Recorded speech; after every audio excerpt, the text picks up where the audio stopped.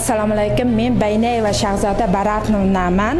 Shu yil prezidentimiz tashabbusi bilan Nurobod shahrida kunduzgi parvarish ochildi. Menga o'g'limni qo'ydim.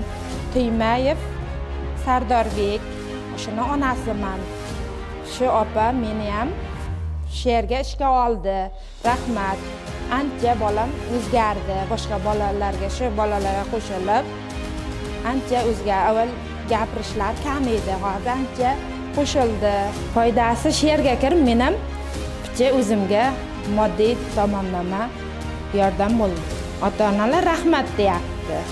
Men bolam rasm chizayotgan, yozayotgan deb o'zim minnatdorchiligimni bildirib ketaman. Band bo'lgan bolasiman ham.